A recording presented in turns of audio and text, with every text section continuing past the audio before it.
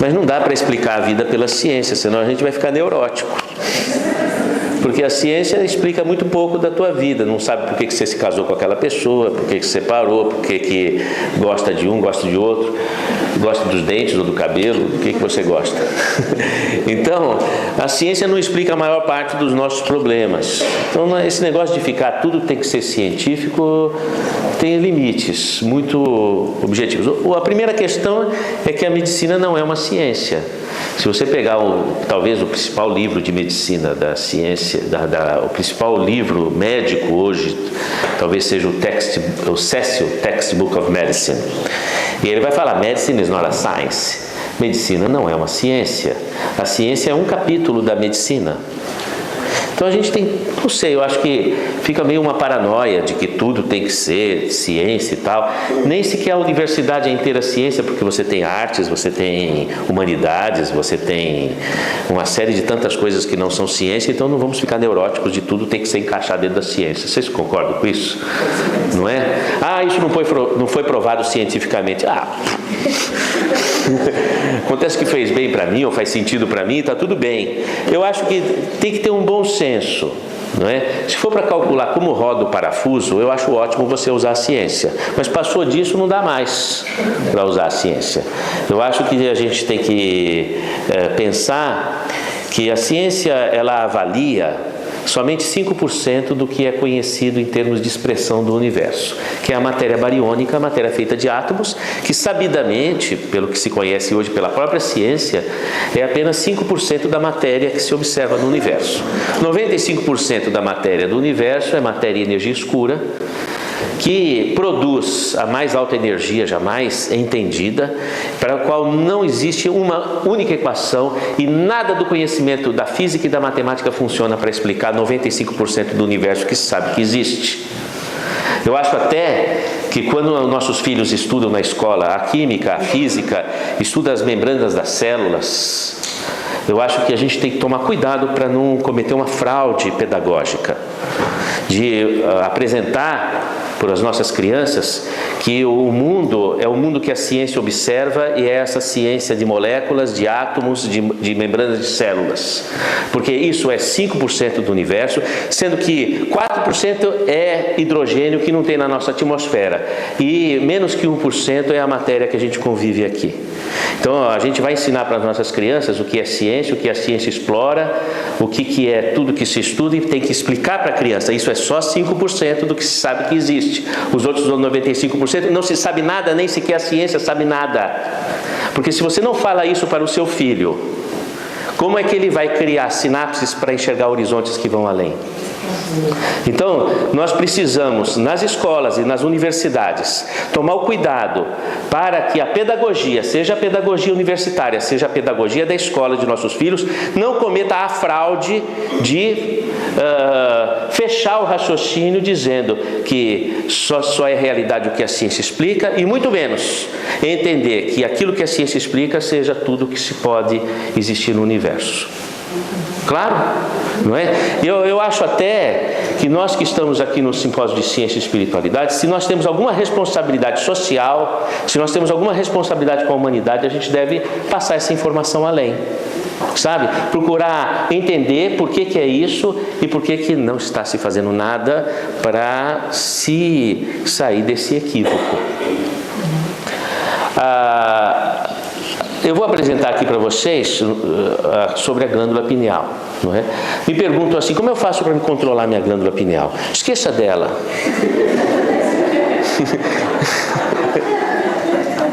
Tome conta da sua vida. Faz o Ho'oponopono. Não fica também com essa neurose, minha glândula pineal, deixa ela quieta. Toca a tua vida, procura mudar seus sentimentos, faz tudo que o Ho'oponopono falou e tal, e isso basta, tá? Mas é importante a gente saber uma questão, que nós temos como se fosse um roteador de Wi-Fi dentro da nossa cabeça. E esse roteador de Wi-Fi, ele vai gerar uma vibração de acordo com o que você busca dentro de você. que você está buscando dentro de você, você irradia.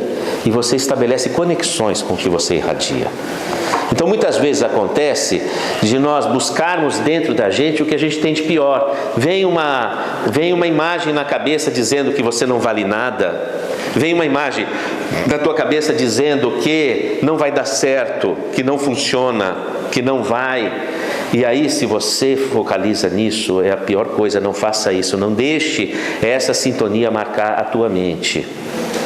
E então, quando você seleciona o que você tem de melhor dentro de você, quando você vai buscar essa referência que é a sintonia com Deus, biblicamente a definição de Deus é amor, não é? Então, toda expressão de amor que nós buscamos dentro da gente, que é valorizar a vida, o perdão é tão importante, porque o perdão nos desliga daquela situação e daquele fato. Enquanto você não perdoa, você está amarrado, você não leva a tua vida para frente. Então a gente precisa, não é? Tanto o auto-perdão, já foi, gente, já foi, sabe? As células do sangue em 3 meses já não são mais a mesma. Não é? A célula da pele também, a pele já foi embora, as mucosas também, em 3 meses você já não tem mais o mesmo corpo. A actina e miosina que formam os seus músculos, no dia seguinte não é mais o mesmo. Você não tem mais o mesmo coração no dia seguinte. Tudo já foi. Então deixa para lá, liberta o Lázaro, vamos dizer assim, né? Jesus não ressuscitou Lázaro e falou, vai. Então, não é? Para você poder recomeçar e projetar e escolher as melhores coisas que você tem dentro de você, os seus melhores valores. E isso faz com que você comece a irradiar uma vibração em sintonia com o que você buscou de melhor.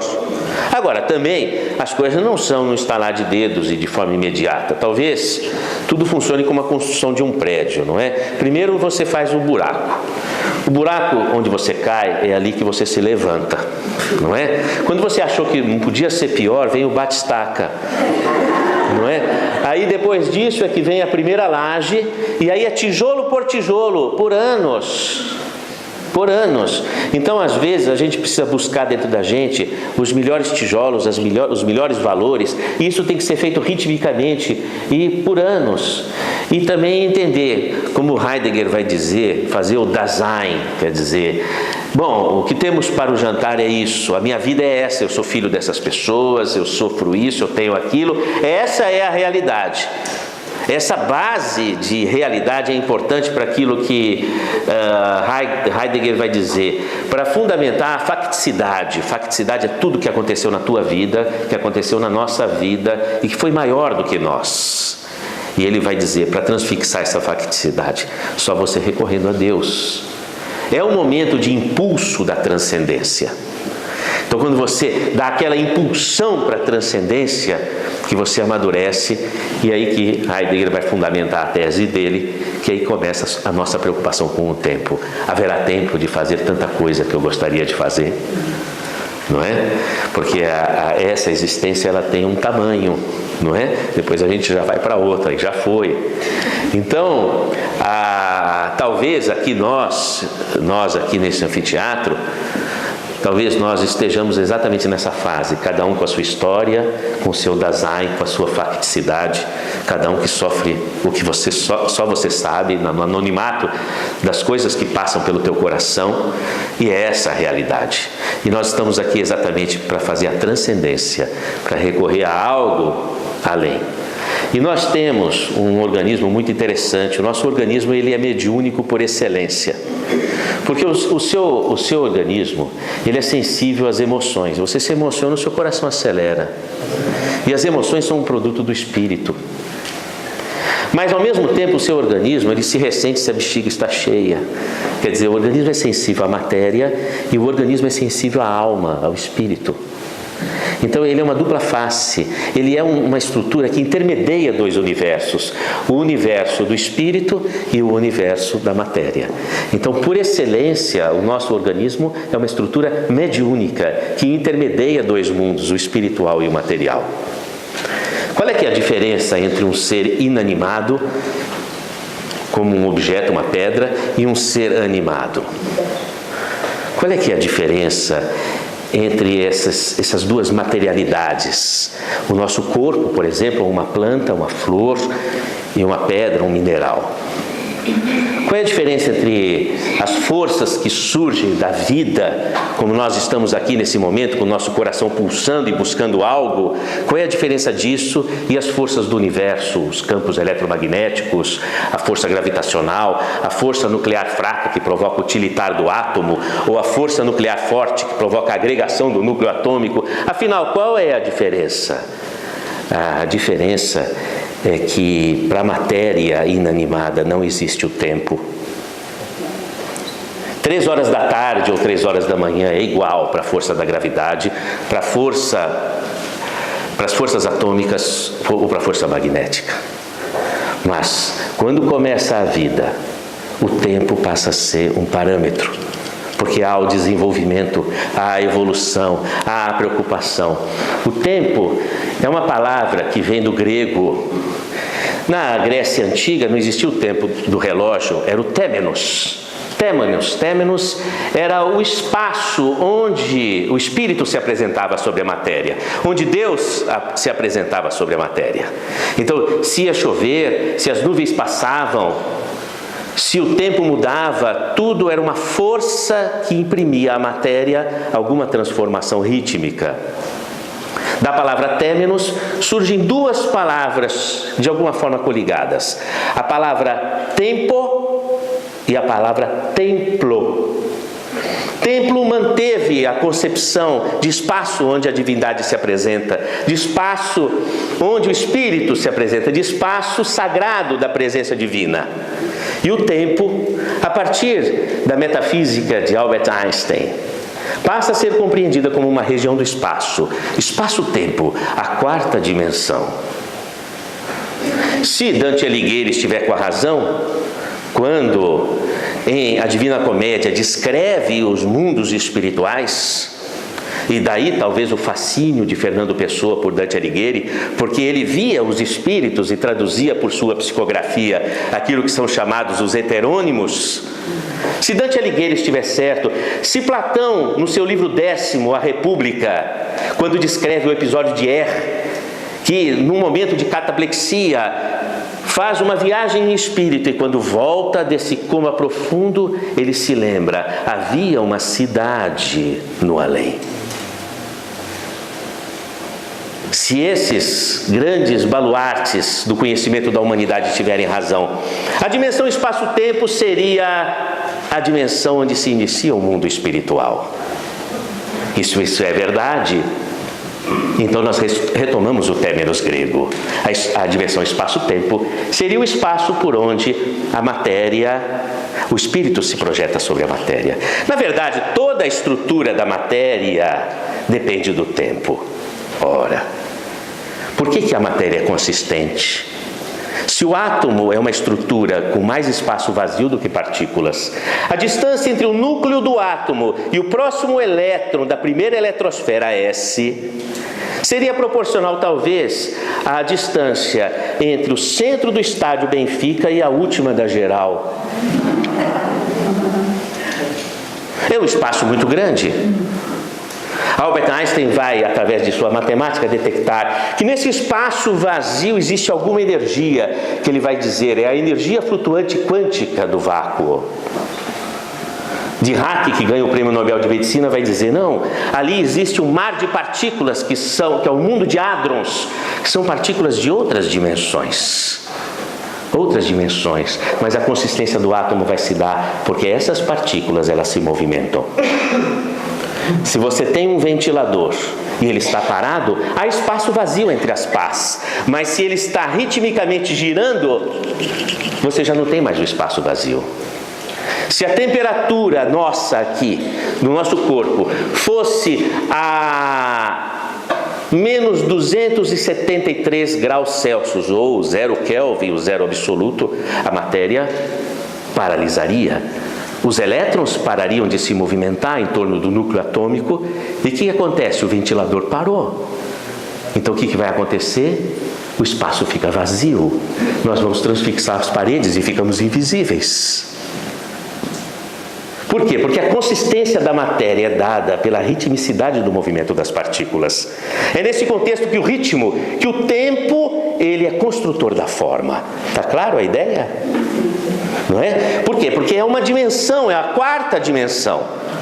E se essa quarta dimensão for o início daquilo que vai para além do olho mágico do buraco negro, para aquilo que tudo se desconhece, de que a ciência não tem uma palavra, não tem uma equação, não tem uma letra, não sabe nada, olhando por aquele buraco negro, você vai além e encontra essa outra dimensão.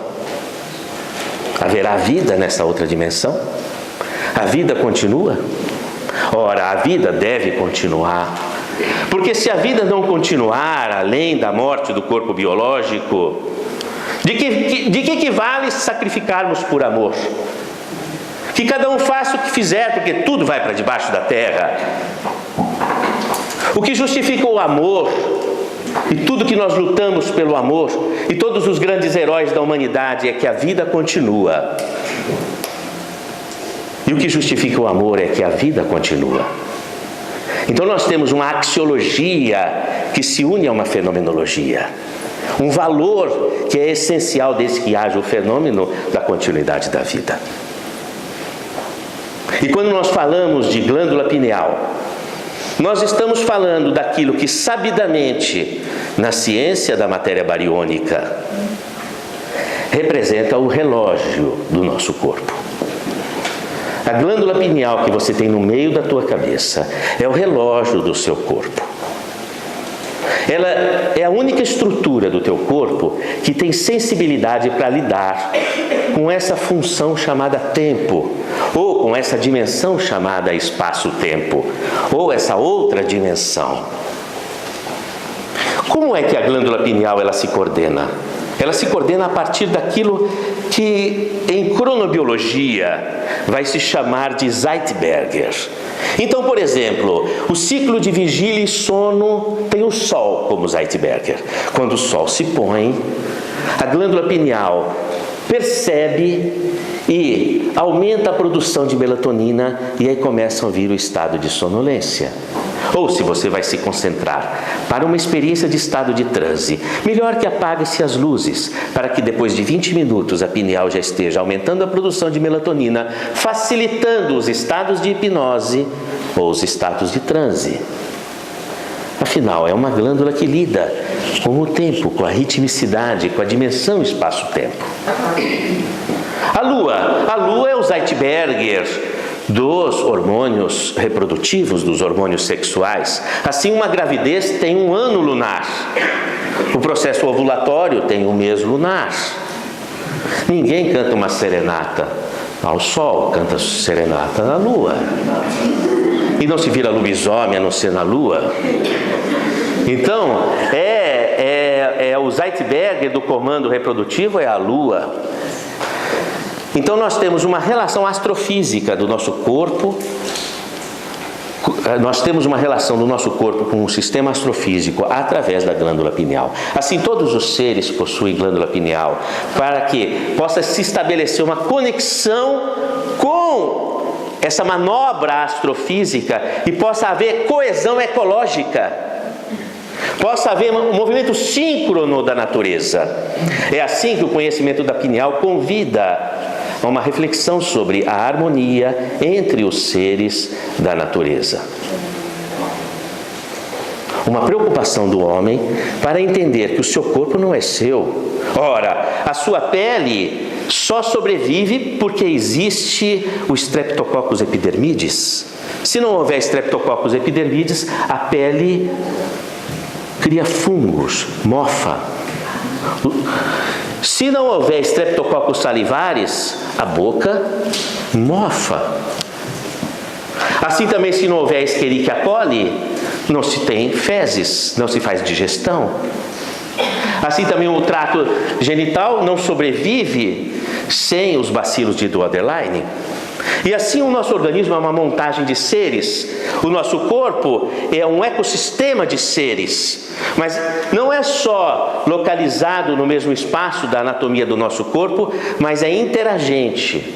Por exemplo, pelo simples ato de respirar, não existe ato mais íntimo entre as pessoas e os seres da natureza do que respirar. Afinal, o mesmo ar que entrou nas entranhas da pessoa que está ao seu lado acabou de entrar no seu nariz agora. Não é? maior intimidade que se pode ter é respirar. Não é? É a maior intimidade que se pode ter. Respirar é horrível. Tudo que entrou nas vísceras de um já está no nariz do outro. Não é? Então, a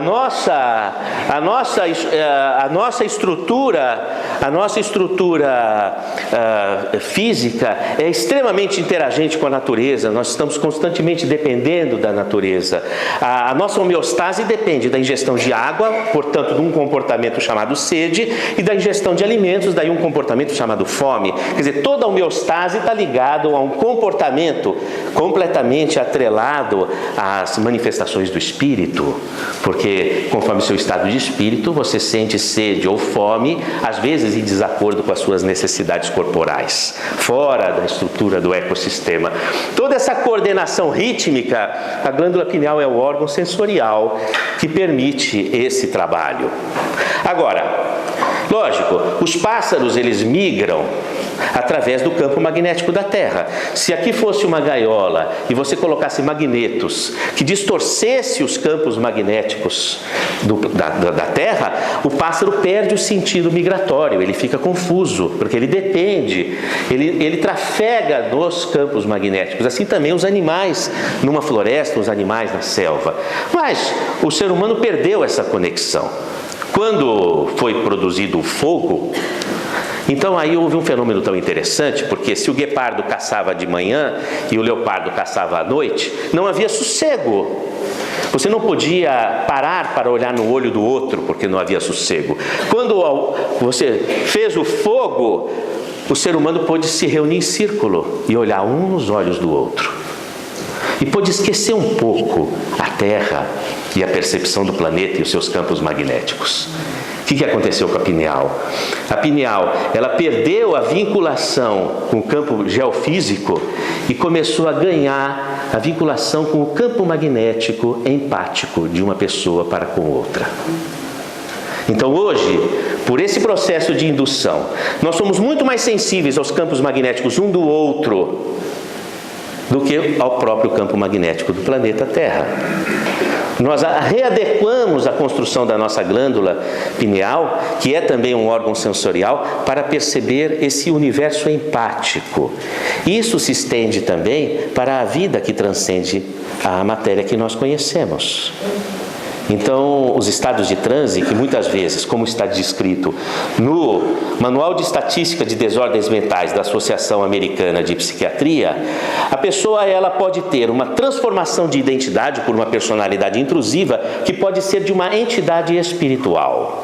E cito o exemplo como alguém que altera o comportamento e passa a se comportar como alguém que se suicidou com a exata personalidade daquela pessoa que já passou, como se o espírito dessa pessoa pegasse e servisse como uma personalidade intrusiva, modificando a sua identidade. Manual de Desordens Mentais da Associação Americana de Psiquiatria. Como é que funciona todo esse processo? Não é?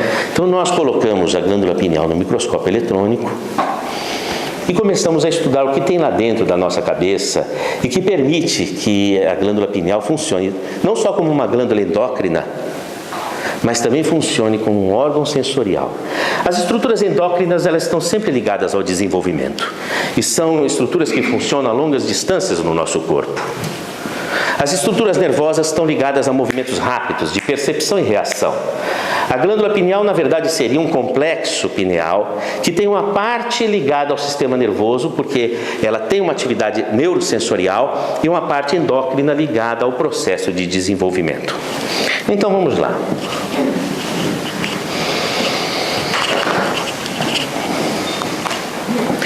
Aqui nós temos algumas glândulas pineais. Eu não sei se está dando para vocês verem, porque eu estou próximo, então a acurácia fica ruim para mim. Aqui, glândulas pineais, que na verdade eu tirei nas autópsias, não é possível você fazer no exame, no seu check-up.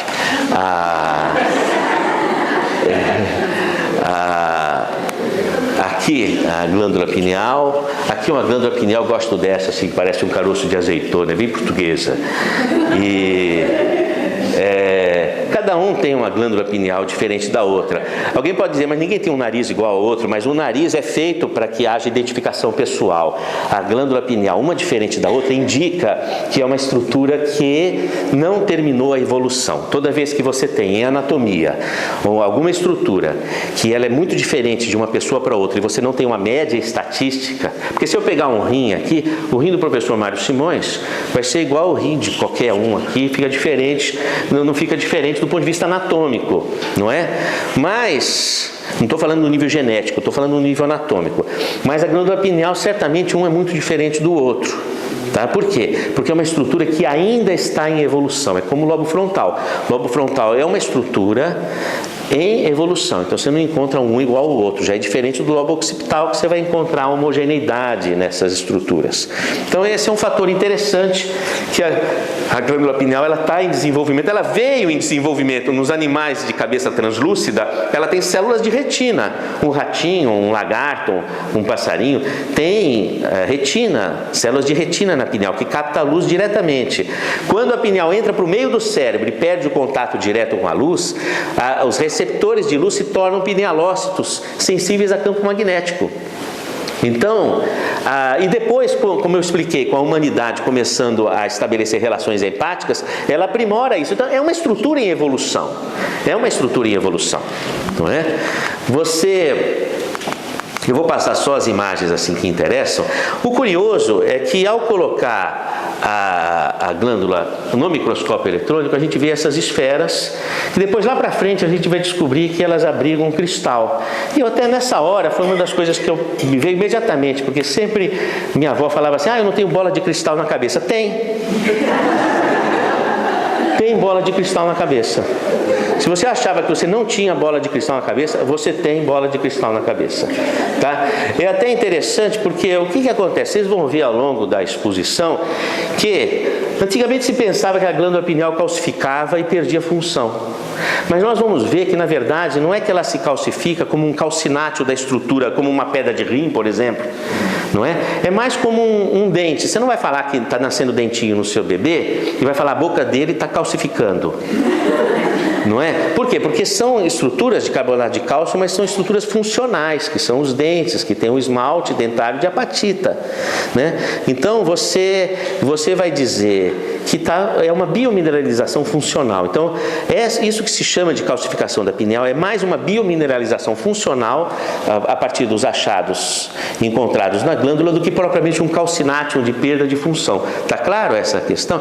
Inclusive, há algum tempo eu fiz uma conferência na Louvain-la-Neuve, da Bélgica, e eu me espantei, porque o conceito na Universidade da Bélgica era de que a pineal se calcificava por causa do flúor. E eu não encontrei flúor na microanálise. Não tem flúor. Então, na verdade, inclusive criando-se métodos para poder descalcificar a glândula pineal com a eliminação do flúor. Então, os achados que eu encontro aqui contradizem completamente essa hipótese. A glândula, ela produz esses cristais de forma funcional, eles têm uma operatividade dentro da glândula, dentro do contexto de sensibilidade, e não tem flúor na microanálise. Tá? Bom, aqui o interessante é o seguinte, que isso daqui, essa imagem é interessante porque nós vamos ver circulação sanguínea. A glândula pineal é a estrutura mais irrigada do cérebro e a segunda estrutura mais irrigada do corpo. Então, você não tem uma estrutura que ela é residual, que ela não tem função, que seja extremamente irrigada. Deus é econômico. Ele não vai colocar uma glândula inútil, cheio de circulação sanguínea. Aquela circulação ela vai acontecer porque tem uma grande função, tem uma função muito importante. Tá? E se tirar a glândula pineal? Eu tenho um paciente que teve que tirar a glândula pineal por causa de câncer. Tá? Ele fica meio desconectado então ele fica com um tipo de um jet lag, ele fica meio assim como se tivesse em desdobramento, sensibilidade muito acentuada, ele não aterra, ele não conecta, não é? Então tem essa questão também. Mas não é vital para a pessoa?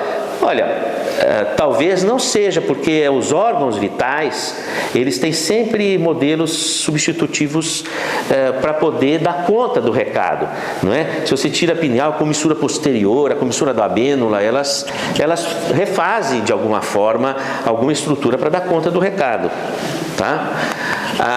Aqui, fraturando uma glândula, nós vamos ver essas estruturas que parecem um crocante. Vamos ver, eu não sei se a luminosidade atrapalha um pouco a acurácia da visão, mas vocês veem que aparentemente é uma amora, mas depois eu vou observar que não é exatamente uma amora, reproduz a forma das circunvoluções cerebrais, porque a glândula pineal está mergulhada no líquor, que é o terceiro ventrículo. Inclusive, o Leonardo da Vinci achava que a alma estava localizada no terceiro ventrículo, que é um espaço que tem líquido, que é o líquido cefalorraquidiano, e onde a pineal está, vamos dizer assim, banhada pelo terceiro ventrículo. O Leonardo da Vinci, naturalmente pegando o cérebro e vendo o espaço, deve ter pensado, esse espaço é onde está a alma. Já René Descartes, na sua obra L'Homme le Corps, ele vai dizer que a glândula pineal é o ponto onde a alma se liga ao corpo. Na verdade, eu acho que o espírito se liga ao corpo átomo a átomo. Só que talvez a glândula pineal seja o ponto de convergência eletromagnético da ligação entre o corpo e o espírito. É como você pegar qualquer coisa, qualquer objeto que você pode segurar num dedo. Esse é o centro de massa. Então, na relação bioeletromagnética entre o corpo e o espírito, nós encontraríamos a pineal como sendo o centro, o epicentro do fenômeno de inter-relação eletromagnética. Tá? Então, fazendo jus à afirmação de René Descartes em L'Homme le Corps. O que acontece? Mergulhado no líquor, como o líquor ele banha o cérebro por fora e banha o cérebro por dentro, pelo fenômeno de vasos comunicantes, a pressão que se dá sobre a córtex, ela se reproduz na apatita do cristal, e aí o cristal acaba ficando com a forma do cérebro, vamos dizer assim. Não é? Você vai ter um fenômeno interessante, que fraturando um cristal, você vai ver que ele é formado por lamelas concêntricas, tá? Essas lamelas concêntricas, como se fosse uma cebola, elas aumentam com a idade. Então, a idade da pessoa é dada pelo número de lamelas que você encontra no cristal. Uma pessoa jovem, ela vai apresentar algumas lamelas assim, exatamente como um tronco de árvore. A imagem é muito semelhante, porque a árvore também é uma estrutura astrofísica, vamos dizer assim. Tá? Aqui você já tem uma pessoa de 80 anos com muitas lamelas e finas, e elas se acavalam. Então a sensibilidade da pineal, ela muda com a idade. Eu tenho visto que muda bastante o perfil da sensibilidade da pessoa. Bom, aqui a microanálise que demonstra que não tem o flúor, tá? E um equipamento de primeira geração que nós fizemos. Eu queria mostrar para vocês aqui, é um cristal, né? Então a difração de raio-x demonstra que são cristais. Aqui é interessante, por quê? Porque no mapeamento por eletroencefalograma, que na verdade é uma coordenada de Fourier que é feito, matemática que é feito do traçado eletroencefalográfico, a gente vê que em alguns casos os pacientes podem apresentar uma alta atividade elétrica voltaica em glândula pineal, mostrando que ela tem um grande pulso. Essas pessoas normalmente elas apresentam características clínicas de pessoas que têm mediunidade. Tá? Eu remeto vocês a nossos vídeos no YouTube. Você procura Dr. Sérgio Felipe de Oliveira, glândula pineal, que aí eu explico quais são os sintomas clínicos da mediunidade como proposição heurística. O que é uma proposição heurística? É algo que não foi provado cientificamente, mas apresenta forte argumento para que a ciência explore. Tá claro essa questão? Tá bom? Então é uma fase heurística do conhecimento. Esse conhecimento eu já apresentei na Universidade de Harvard, apresentei na Universidade de Oxford, apresentei em várias universidades para analisar a resposta, a pertinência daquilo que eu estou falando, não é? Também na ressonância funcional, na tomografia funcional, você apresenta um incremento de atividade elétrica nas pessoas que têm aquilo que são chamados os transtornos dissociativos de identidade, nos fenômenos mediúnicos com manifestação clínica, tá? Então é muito importante em psiquiatria, nos casos de depressão, casos de ansiedade, casos de fobia, transtorno obsessivo compulsivo, casos de psicoses, discernir se não existe ali o fenômeno do estado de transe, porque é uma ferramenta que pode fazer com que a pessoa saia da situação. Não está respondendo ao tratamento, precisa agregar, eu vou dizer bem isso, agregar um novo componente, uma nova variável, uma nova ferramenta para poder lidar com a problemática. Isso também manifestações clínicas também.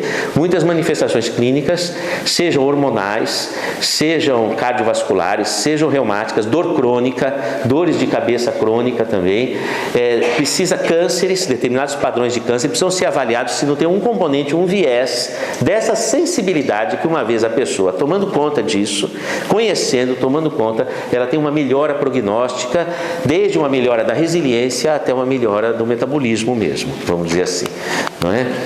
Aqui é um trabalho que nós participamos, que foi publicado no Physical Letters, que mostra uma coisa muito interessante. Ele mostra o seguinte, que nos microtúbulos das células, as nossas células têm um esqueleto formado por microtúbulos. Os neurônios têm, as células todas têm, e é tudo que movimenta a atividade dentro de uma célula.